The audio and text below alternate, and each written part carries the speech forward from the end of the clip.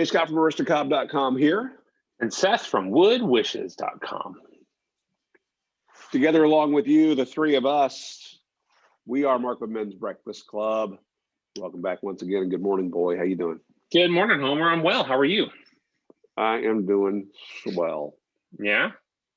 Now, by the three of us, you meant you and me and Mr. Joe Exotic over here, right? Okay, and then it must be the four of us because I am 1/4 of Markwood Men's Breakfast Club. Plus the tiger.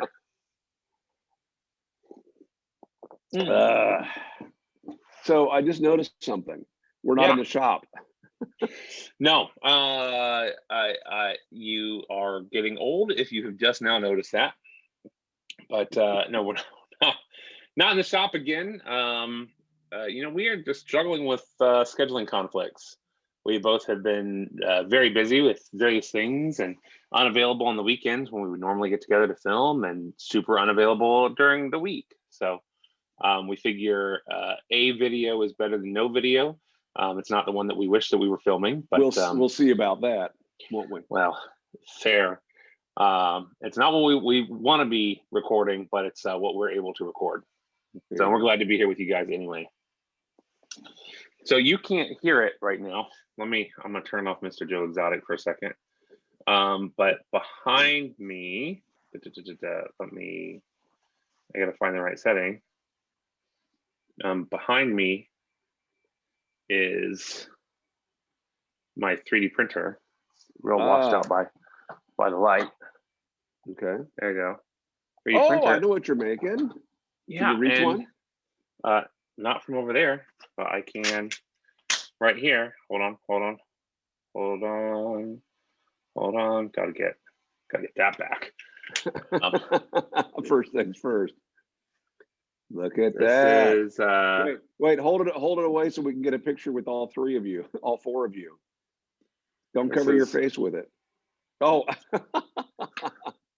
this is the official 2021 Markwood Men's Breakfast Club Tobacco Advent, 2020 Tobacco Advent ornament that will be sent out. So this is the 3D printed ornament, not a cornament, hashtag not a cornament.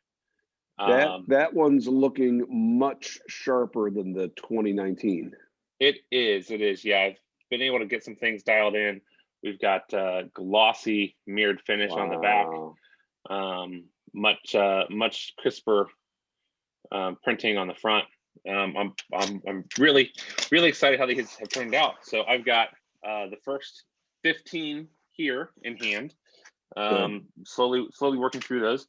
So I did a test print to see how well this was going to work, and maybe this should be next year's color. I don't know. What do you think? This is it even blends in. Is it black? I did a test print on black, and it is mirrored and pretty. It doesn't work with Joe behind you. Pretty. Here you go. Wow. All right, we can. I mean, it does make it very difficult to see, but there's the mirror on the back. So that's exciting and ongoing. Okay, so we've done red, we've done blue. Here's the stack of blue. Black. I don't know what we guess we leave it to folks to vote if they think we should try the black. I mean, it's kind of fun. Originally, the plan was to just alternate back and forth between the red and the blue. Green. Is it green color? If it goes on a tree, though, then it disappears, right? That's true. Black is neat. We could try white or something. What would be really cool? What would be really cool is, I'd be interested to see how this would look with some like silver Sharpie on the high parts or something. Yeah, just to have a little bit of silver on top. I am not yet prepared to try to do that with the plastic. Now I have seen some people that have taken clear plastic, created a adapter that allows for a 45-degree angle as the plastic is entering the printer, and it lets them use Sharpie and other markers and highlighters, and basically they're painting or markering the clear or white plastic as it enters the extruder. The ink mixes as it heats, and it becomes this almost pastel color that's colored the color of the marker. So that is the very first multicolor toothpaste work that way. I think now they pre-mix them and put them in the tube. I gotta sneeze. I'm really having a day here. Do it. Do it.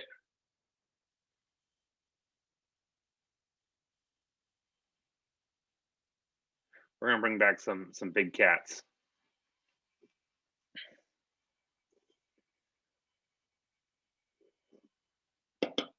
So while he's doing that, how you guys doing? It's been a while.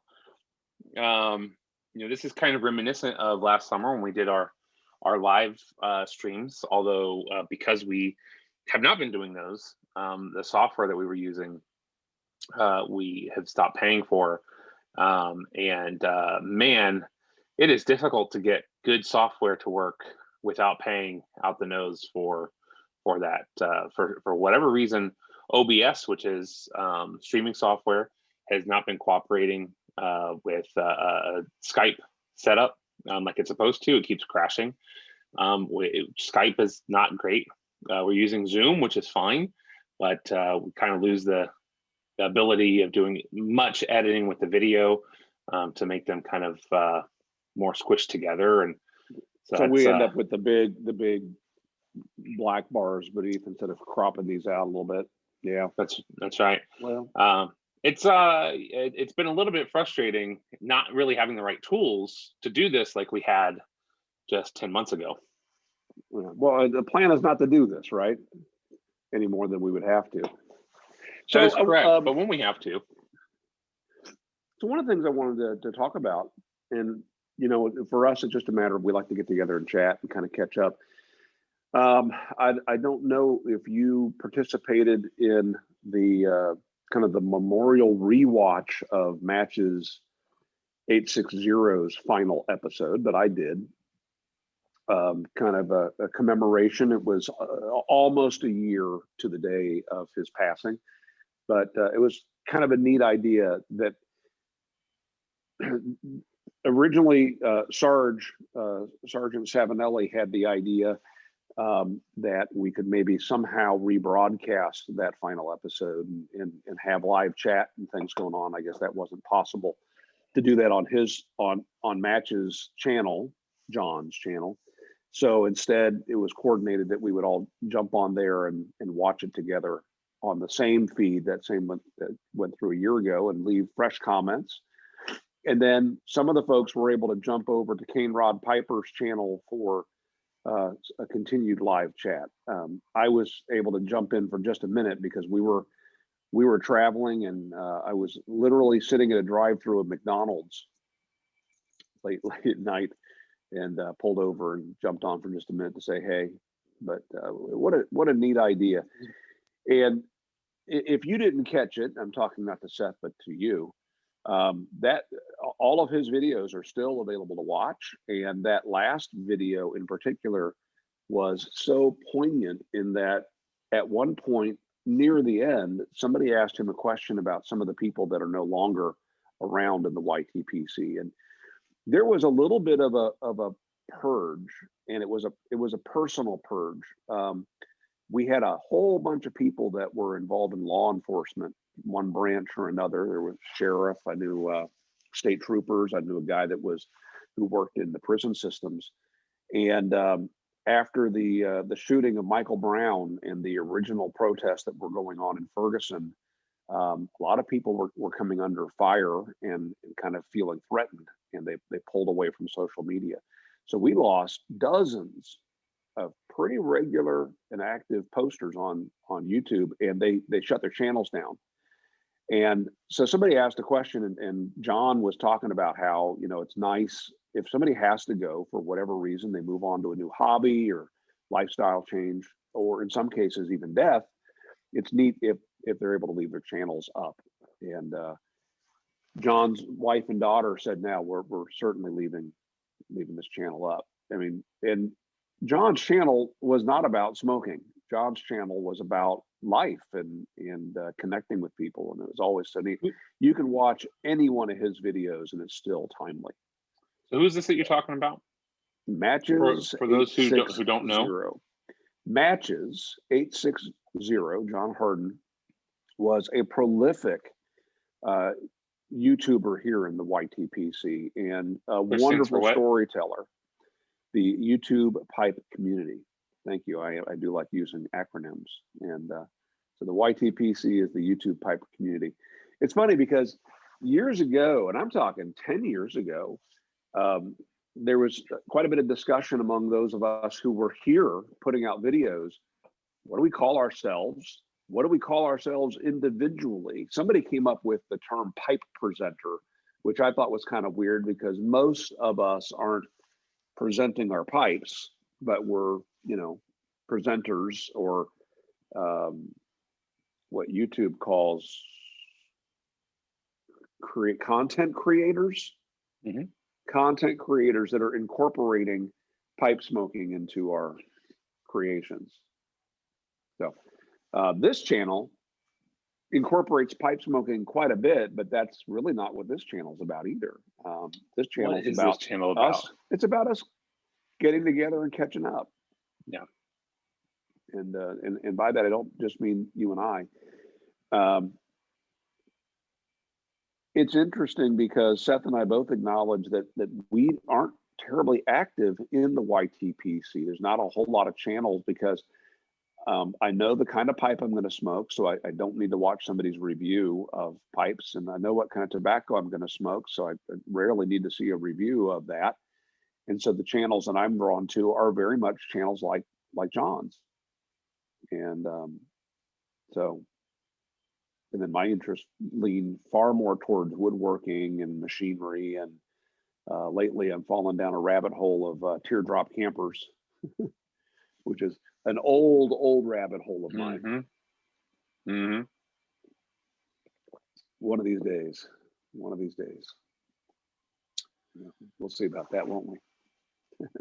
Yeah. Second time I said that's a lyric from a song that I like a lot. Speaking of things you like a lot, to show everybody what I shared with you earlier today, because I think this is super important. You should be able to see this, right? Okay. Yeah. Oh, here we go. Yes. This is the I'm wearing my mask wrong mask. If you can tell, it is a full face mask of you not wearing your mask right.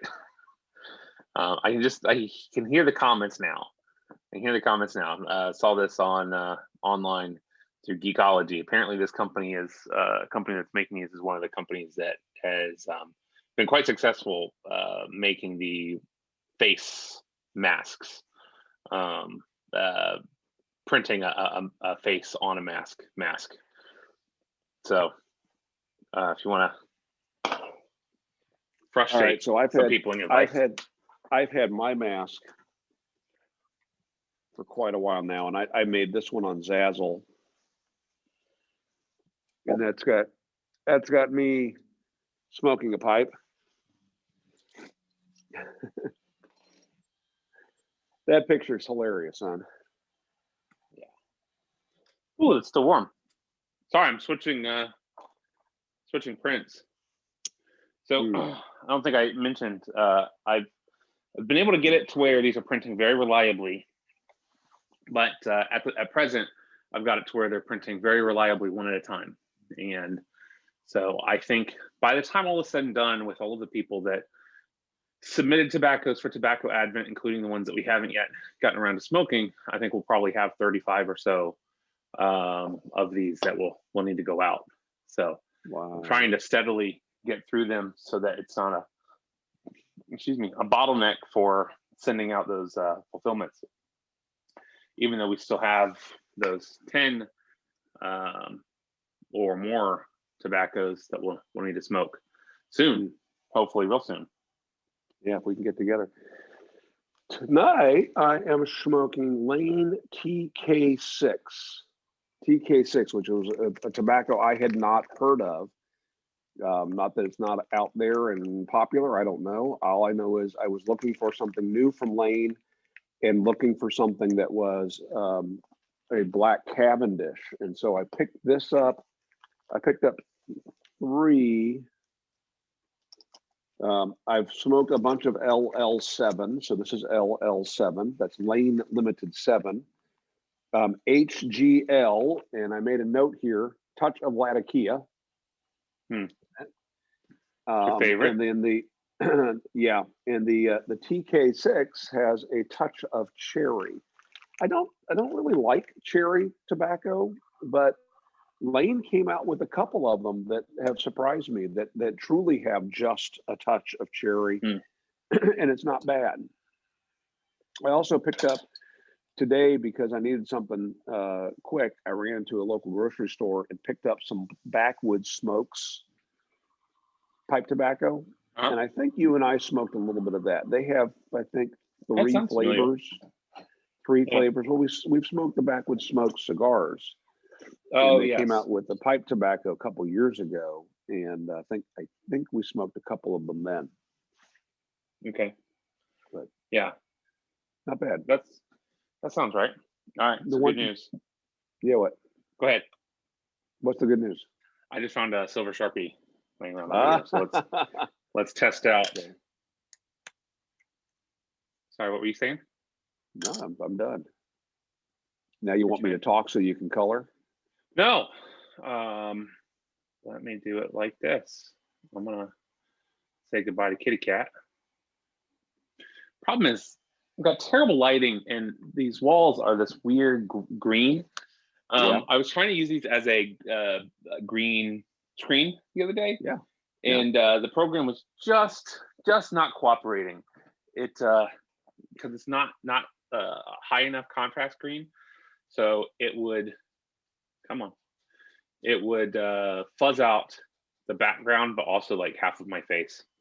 Yeah. All right, so here we go. All black.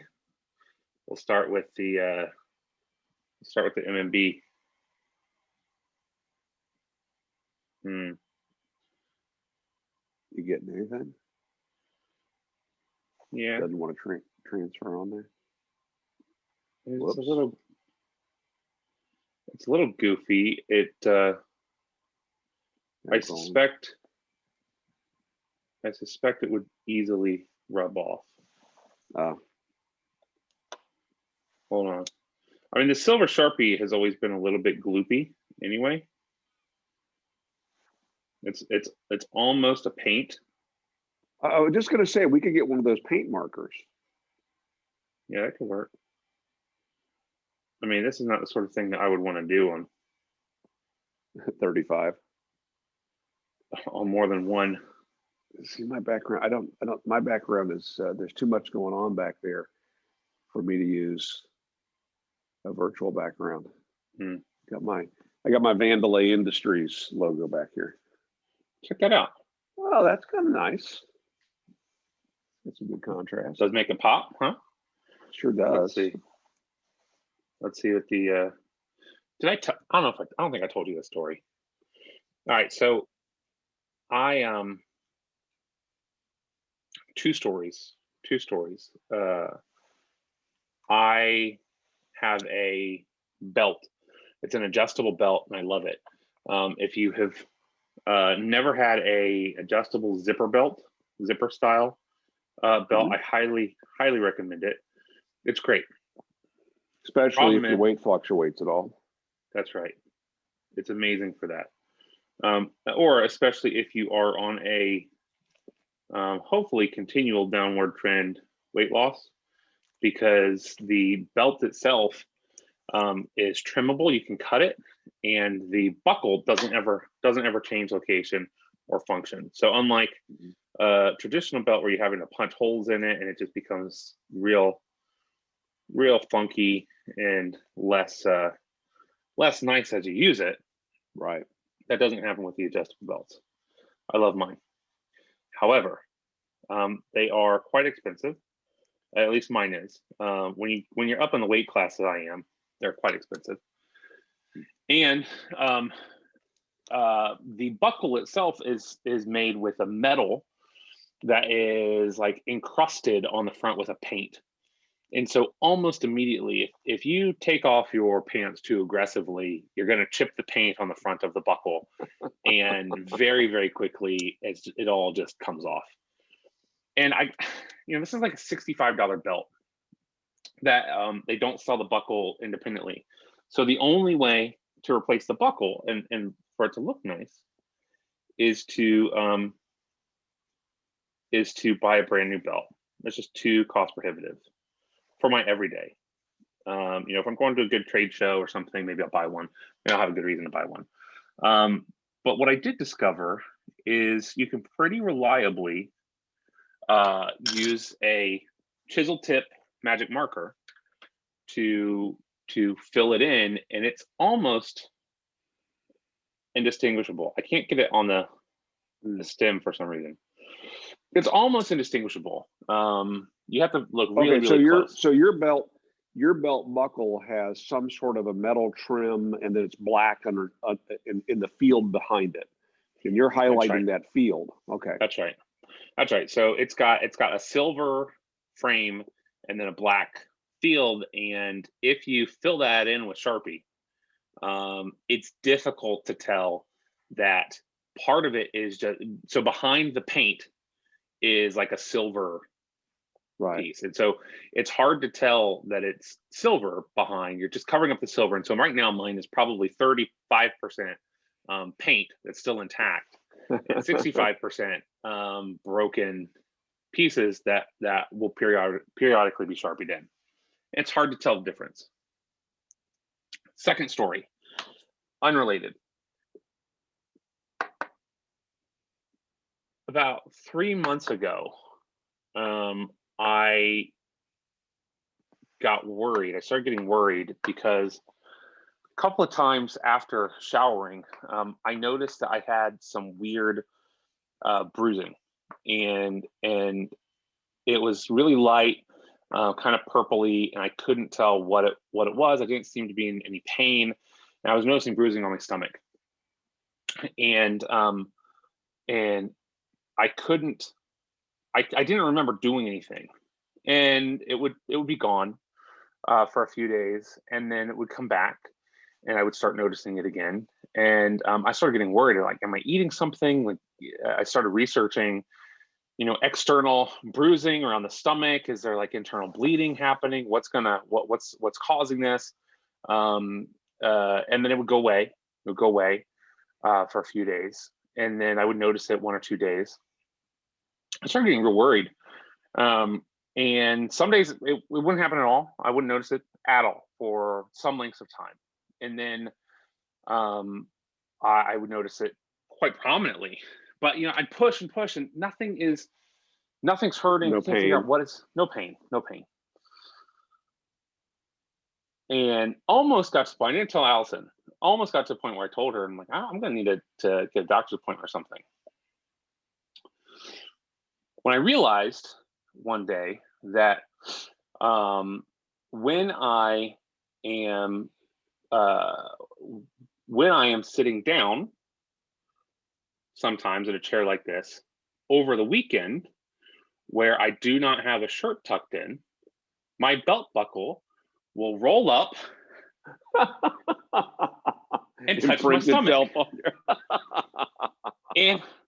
And so, yeah, the correlation is there are times where I just don't care about it looking nice, and so I won't Sharpie it in, and then I do, and then during the work week, you're bruising again. Well, during the work week when my shirt is tucked in, there's nothing. I notice nothing, and then on Saturday or Sunday, when I've been untucked, wearing shorts and a t-shirt, I'll notice, my goodness, what's going on? Yeah, it took way too long to notice that was the problem. And when I realized it, I told Allison, and she got upset with me that I didn't tell her when I thought there could be something seriously wrong. Like, well, I didn't know. It was so random. I couldn't put a finger on what the heck was causing it. Yeah, it's so Turned funny. out it was sharpening my belt. Yeah. Well, I'm with Allison on that, though. not to go dark, but I will for just a second. Your mom had a friend who went to college when she was in high school, and he wound up dying of colon cancer in his early 20s. And for quite some time, he was noticing blood when he went to the bathroom, and he was embarrassed by it and didn't want to bring it to anybody's attention. Finally, when it got bad enough that he went to see a doctor, the doctor's like, when did you first notice this? It's like 9 months ago. They could have done something about it, or might have been able to do something about it, but it was too far gone. So it's, I think on the one hand, men are kind of stubborn, and we're going to push through these problems. And especially if it's in an area that I don't want anybody looking there, but we got to get over ourselves. They're just bodies. It's like when you have a baby and you change a baby, and the kids doesn't know to be embarrassing, messy, or whatever. Just whatever. So. Look, I have had hands in places and eyeballs in places. There's nothing embarrassing about that for me anymore. But I also ascribe loosely enough to the scientific method to believe that there's got to be some sort of correlation or some sort of consistency to prove that something serious is actually going on. Yeah. So that was it was weird. It was kind of black and purple. That's funny. Yeah. So quite some time ago, I mentioned here and on Instagram that I was looking for another vehicle. I drive that Chevy van. I like it. Doesn't bother me. The thing keeps starting, keeps driving. But I figured at a couple 100,000 miles, and it's 22 years old, that maybe I ought to keep an eye out for something. And I didn't know what I wanted, but I knew I wanted something different, not necessarily an orphan vehicle that no one else drives, but I don't want a car. I need something that has got a little more utility to it than that. Mm-hmm. And but I kind of gave up on it and figured that one of these days desperation would lead me to the right vehicle.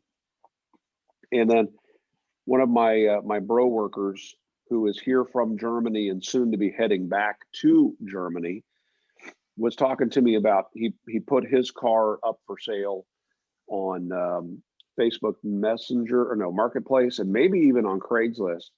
And he was getting really frustrated with the people standing him up, and they would arrange and ask all kinds of questions and arrange to get together, and then not show up, or suddenly just get cold. Yeah. And he's less than 2 weeks away from moving. And finally I said, you know what, I might be able to live with that vehicle. So we arranged to let me take a little drive in it, and I have now bought a 2005 Ford Explorer. So nice. Another old vehicle, but totally paid for. And it's weird enough. I like it. Although definitely was a very popular vehicle. Not to say that a Ford Explorer is all that unusual. Right. But I've never owned an SUV before. And so that's something new. And my friend can now go back home and not worry about having to take a bath on getting rid of his vehicle. So that's helpful too. Yeah. Yeah, that's good. It looks great. Looks like it's in great shape. And my oldest grandson, 11-year-old, almost 12-year-old, Smuckers, is helping me take the trash out the other day, and he hadn't seen it. And he sees it out in the driveway, and he says, "Hey, you got a back seat."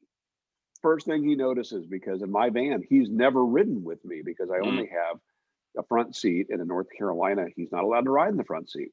Yeah. So he's excited he can ride with me in a vehicle that's not my wife's minivan. Yeah. Yeah, that's exciting. I owned an Explorer for a short time, and an Expedition. What year was your Explorer? I don't know. I don't know things like years of vehicles. It was I probably owned it for 3 months before giving it away. The Explorer was gifted to us as a kind of pay it forward gesture, and we knew some people that needed one, and we were able to around the same time buy a car And so I think we had 3 cars. And so we pretty much immediately paid it forward. Nice. So, Speaking of teardrop campers, let me bring this back around to something else. I was watching some videos, and the topic of poor man's fiberglass came up. Have you heard of poor man's fiberglass? probably, but we'll say no. So what people are doing is they're using just any old fabric. Some people were using old sheets, but any fabric, and on a surface that they want to waterproof, like a teardrop camper, they paint on Titebond 3, and Titebond is a wood glue, and there are several variations on Titebond, but Titebond original is just a straight up interior wood glue. Titebond 2 is an exterior, or let's say moisture resistant wood glue. Titebond 3 is technically, from the way glue is graded, it's a type 2 adhesive, which is funny that Titebond 3 is a type 2 adhesive. And it's an adhesive that you can bond wood together and put that wood underwater. So if like you want to build a deck that's made from that goes into water and is laminated from wood, you can use Titebond 3. So they're taking Titebond 3 and putting it on their teardrops, stretching fabric over it, coating it with Titebond 3 again. Doing it again. That makes it waterproof, and then they paint it with exterior house paint. So it's very similar to the way they used to make airplanes. And some boats were made in that manner. And it reminded me of that cover you had on your Ford truck. So Seth had a Ford truck that had a home built cover on the bed, and they made this out of, I don't know, was it plywood, masonite, something like that, and then had finished it in such a way that it almost looked like it was it looked like it was a store-bought enameled paint. And in the middle of it, they did a huge antique Ford logo that somebody painted on it. They did a beautiful job on it. And it this reminded me of that I bet that's exactly how they did that, because they wouldn't have gone to the trouble of making an inexpensive cover and then fiberglassed it. I don't think. I don't know. The person who owned that before I did took really good care of it and treated it like an antique. And unfortunately, I got it and drove it into a golf cart, and then the head gasket exploded. So the guy that bought it from you was thrilled to have it. The junkyard, yeah, I'm sure they flipped it. The golf cart tore it to pieces, though. There was no damage to the golf cart. The golf cart tore it up. What was that? Was that a Ranger, or it was a small? Yeah, it was a Ford Ranger. Pickup. Yeah, it was small. I was working at Camp Motorsport, and late one night was backing up and didn't see the golf cart there. The golf cart had like a probably just an aluminum frame around it, safety frame, and it caught underneath the wheel well, and in the process of trying to back up, it like ripped it clear off. The aluminum extrusion didn't even scratch the paint. It was one of those wild. It was like one of those antique can openers. Just went. Yeah, 100%. Yeah, yeah, and so that was a big disappointment. And then, unfortunately, it was a great little truck, but unfortunately, the engine was overheating. Something was happening. The engine was overheating, and in an attempt to I added coolant to the engine to get it to cool down, and I think I forgot to screw on the cap, and so kept driving it. It still wasn't cooling down. I pulled over several times and thought, okay, well maybe it just needs to, get pushed through the system or something, and eventually just stopped. It just stopped running. Yeah, that'll do that. It did. It did, yeah. I was real upset about that one. The second time that happened to me, though, it was because I had driven to a place to get the oil changed, and they didn't have a spot for me. I was driving it to the second place that it overheated and blew. I mean, it should have been replaced long before that happened, but that was frustrating. Yeah. Frustrating to be on your way to fix the problem and it stops. Kind of like dealing with a water heater. Oh my gosh. Yeah. But you got that fixed.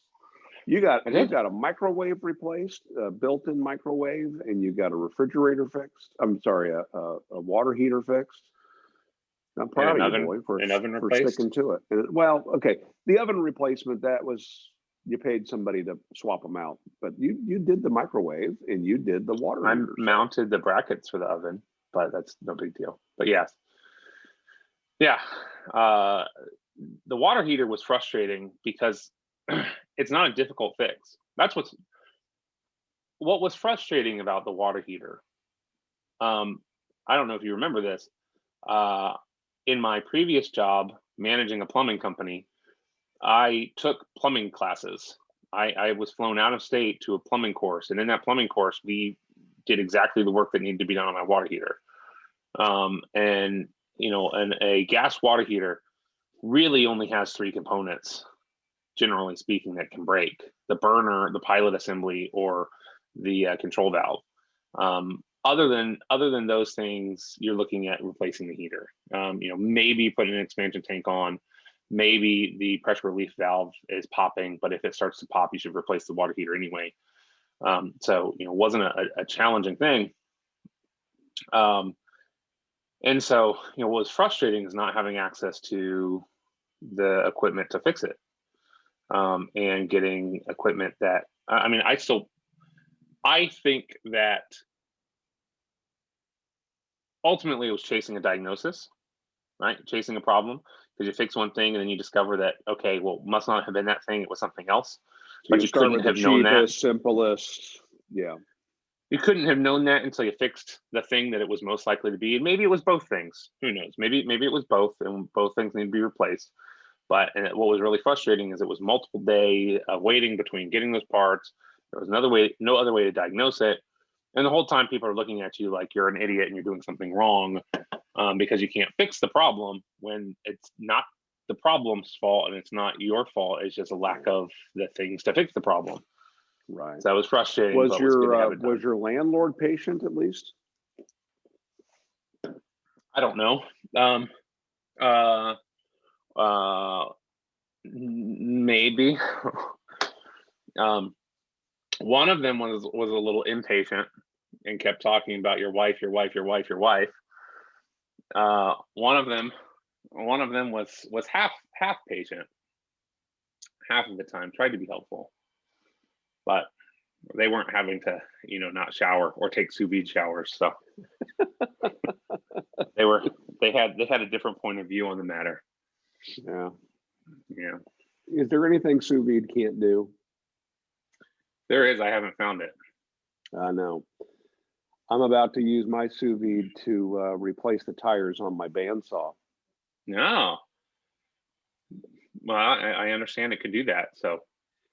Well, I mean, they back in the day where bandsaw tires were made of rubber, you would heat the rubber up and then you apply adhesive to the wheel and then you stretch that over.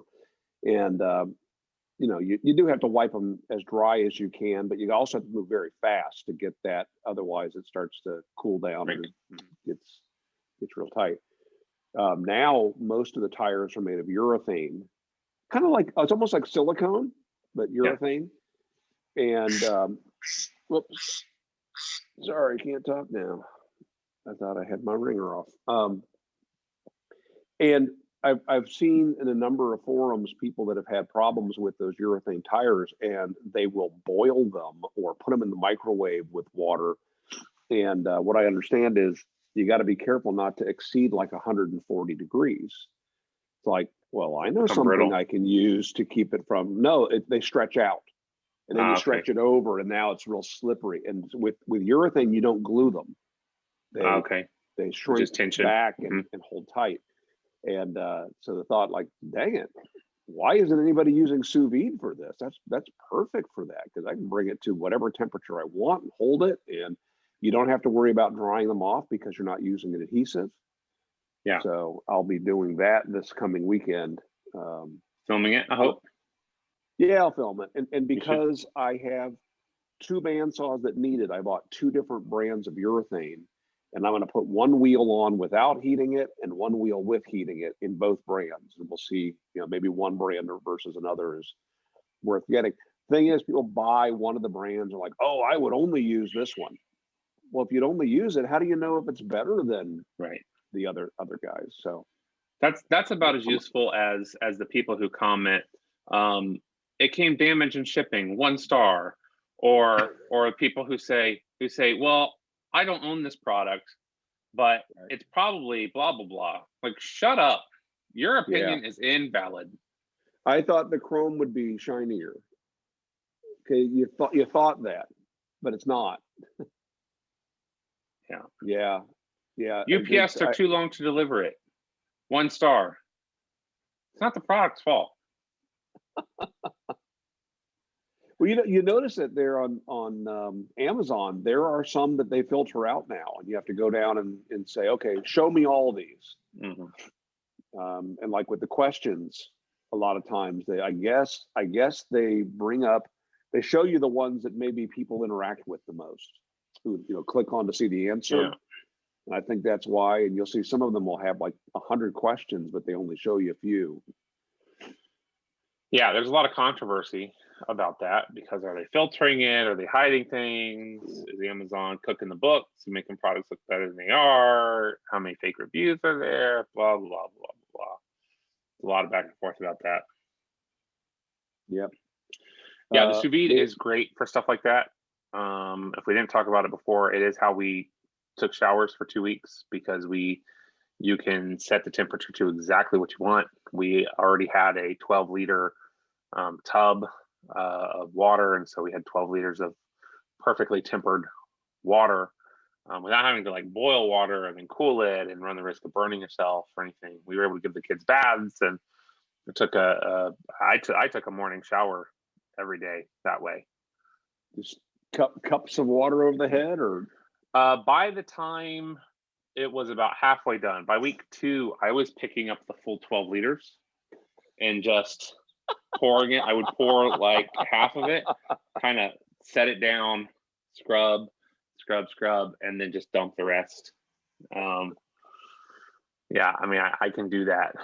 Before then, it was a cup at a time, and then dumping the last couple of liters just as a nice flush. I mean, sincerely, when before I was married, I lived in an apartment, and the water pressure in that apartment was so terrible that I would have to fill up my cup.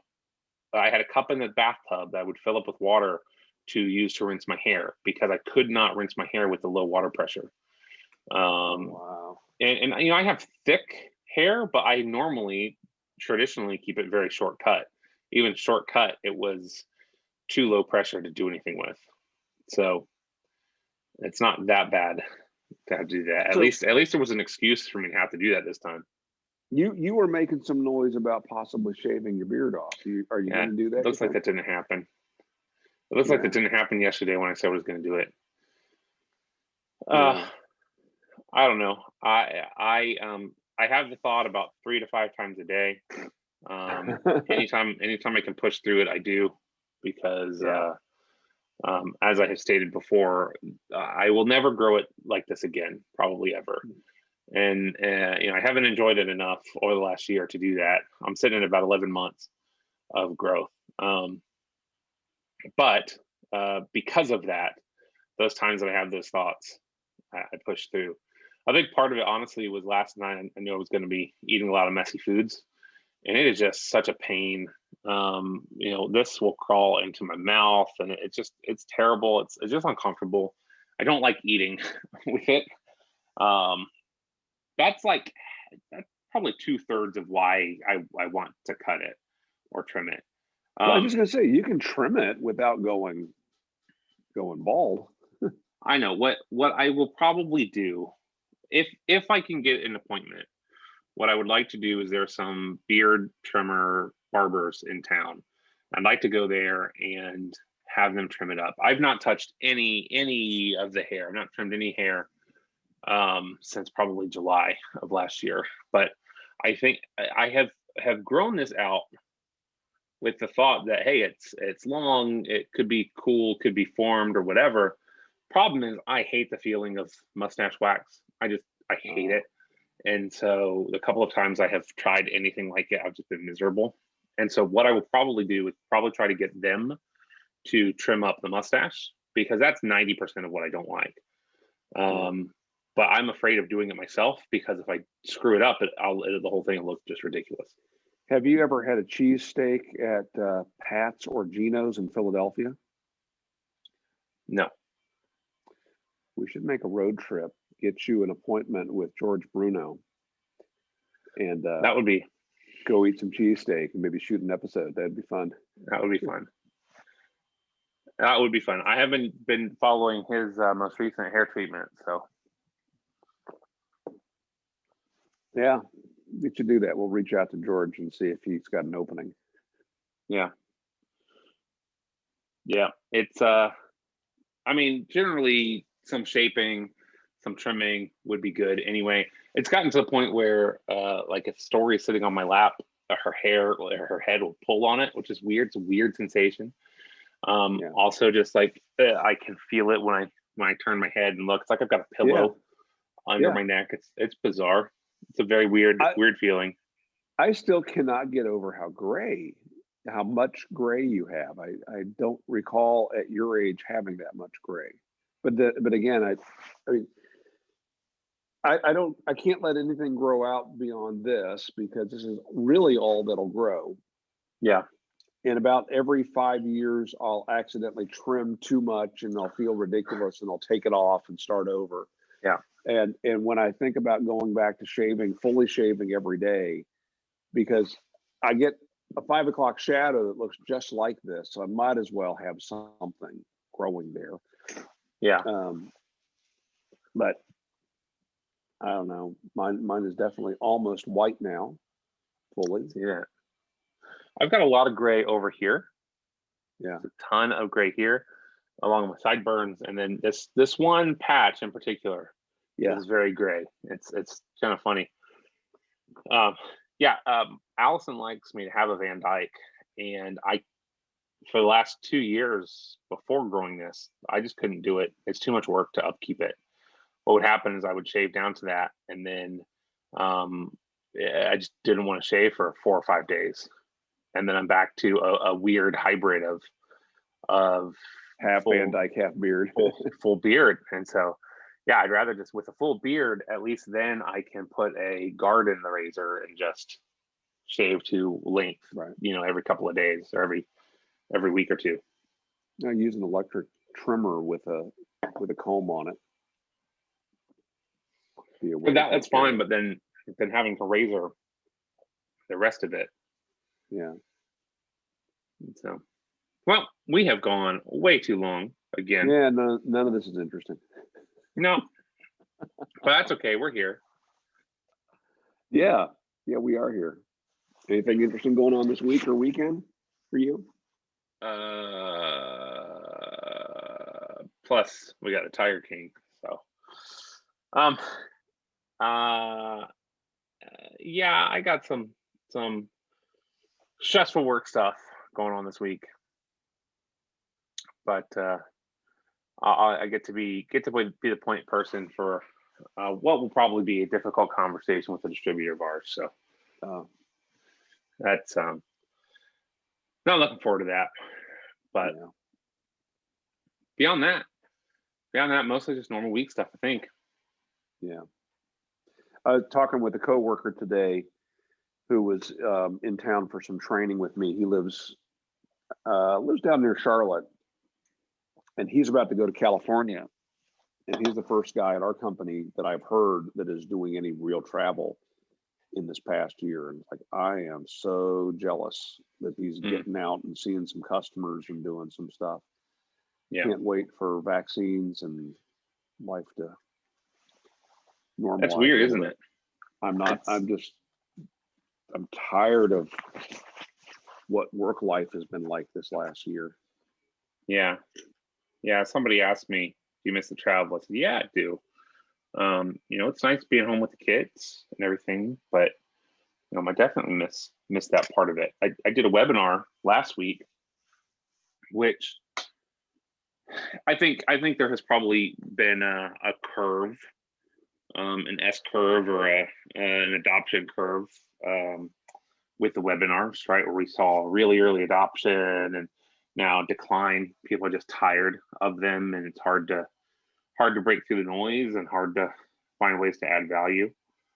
And so, I've been doing webinars for long before all of the COVID stuff, saw an immediate uptick and now just a drop off in the frequency. And also a big part of it for me is my position has kind of evolved. I'm doing more logistics things in the office and just haven't had the time and attention to focus on that. And a webinar just kind of fell into my lap last week. Got to do an hour-long webinar training session with 40 engineers and architects, and it was just so much fun. It was just so much fun to get to do that. And they had about 10 of them had their cameras on, so there's some face-to-face interactivity, and that was really nice. I mean, they were very thoughtful and thanked me so much for the time. It's really, this is great. I love this. So thank you guys. This has just been a joy. So when it's interactive, it's fun. You're right. Yeah, I make sure to tell them, I ham it up a little bit and say, yeah, in a previous life, I worked at a high school. And so if you, how do I put it? If you don't interrupt me during this to ask some questions or to throw something in, I'll be very offended, because that's what I expect. So help me out. Well, the one that we've been doing fairly regularly is I've got some folks that are new to our company in the last year, and normally we would have done a 3-day sales training seminar with them. Gone live somewhere, spent 3 days, do some role playing, and really hammer home how the company would like our customers to be serviced, and trying to take that and do it an hour a week. With, even though you can do a breakout session, it's not the same, not at all the same. And every week, it's sort of like what I was telling you, what I've liked and not liked about that TV show that I'm watching, the Designated Survivor, and about how that was recorded for network and recorded to air 1 episode a week. So every episode not only gives you a recap, but you tend to hear some similar dialogue each week to bring you up to speed. And you have to do that. You got an hour scheduled, and if you had been in the meeting room somewhere, that hour came right after the last hour, and everything builds and there's some momentum. And it seems like every time we got to start over and get everybody focused again, and get us all back onto the same track. And it's just about the time that we need to wrap up that I think people are really starting to get back into it. And it's just funny how that it just doesn't translate. We're doing our best, but if I were given it a scale of 1 to 10, where usually when we're together, those sessions are a strong 8 every time and very valuable to people. I don't think they've ever been above a 4 yet. And it just, and we're doing it the best that I think can be done. Yeah. There's just, and then if you talk about like product training, even if I send somebody samples of things to have in their hand while we talk, that's not the same as we're going to go over to this cabinet now. We're going to install that drawer and do a little troubleshooting. And you're going to see for yourself why that particular thing is so critical. That's not the same when you just have a loose part in your hand. Yeah. So I'm really looking forward to getting back to that. Couldn't happen soon enough for me. We're starting up recruiting again for a new position, and thinking through, how are we going to change our recruiting process for digital only, anticipating for the first time ever, our last hire, we did an in-person meeting on a Friday. Monday is when we decided, hey, we need to work from home starting immediately. And so, we hired him while we were all working remote. We did onboarding remote. But now we're looking at figuring out how to do completely remote interviews, and how does that change? We normally have some interactive portions of our interview process, and how do we manage those and achieve those working at a distance? And you should talk to Rob again. Yeah, is he doing that? Oh, sorry. Yeah, talk to Rob again. I mean, yeah, he's doing a lot because he hires nationally. Yeah, he's always done a big portion of that remotely, and much of it now. Yeah. Take him to a virtual lunch. Yeah, it's what you got to do.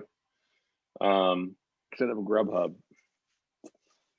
Yeah, I don't know if any of the people you work with have done this, but early on anyway, a couple of the engineering firms set up a corporate Grubhub for their staff, and it allowed for lunch and learns to be done where you could pay the bill, and they had already arranged all of the pickups of food and stuff, and so it would go to individual homes.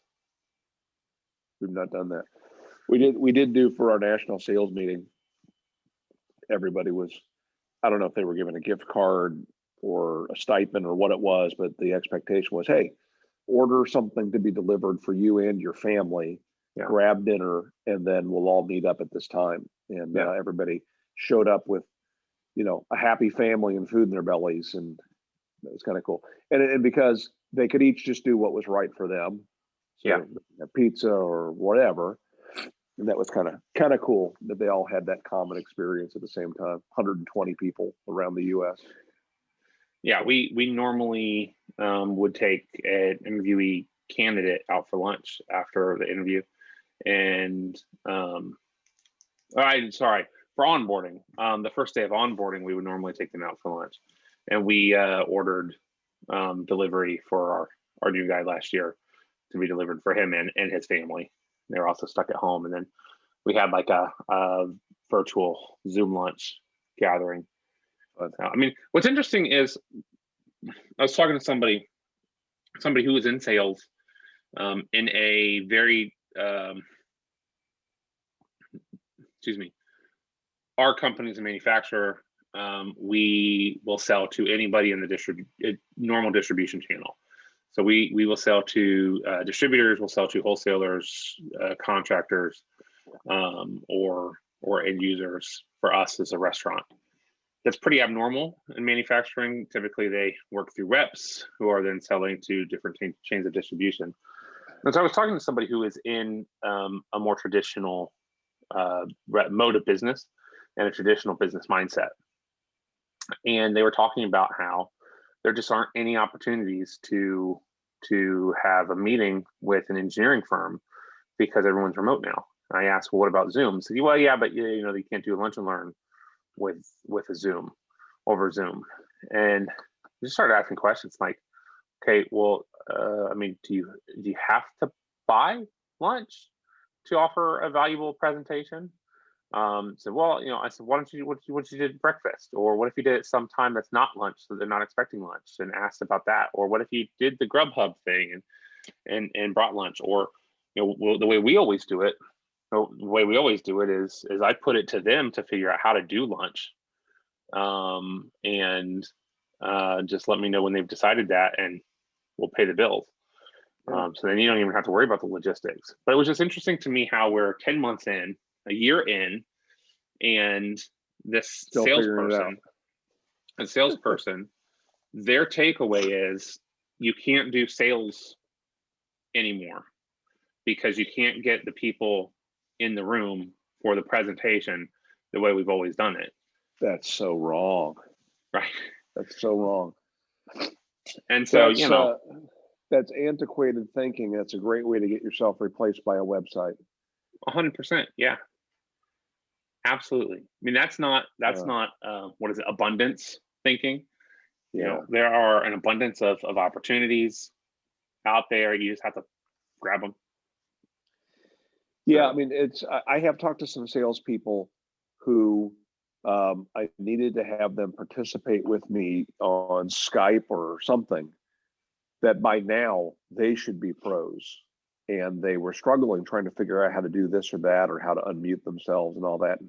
And I actually had an aside with one of them and said, please tell me you've been having meetings with customers using this. And they haven't. It's like, dude, don't be that guy. Don't. No. So, all right. Speaking of being that guy, I'm going to go to bed. Dude, cat's out of the bag. It's late night. Yep. All right, boy. Have a wonderful day, a great week, and thank you. Thank you for hanging out with us, the rest of you, and we will see you again next week. Same bat time, same bat channel. See you guys. Make it a great week.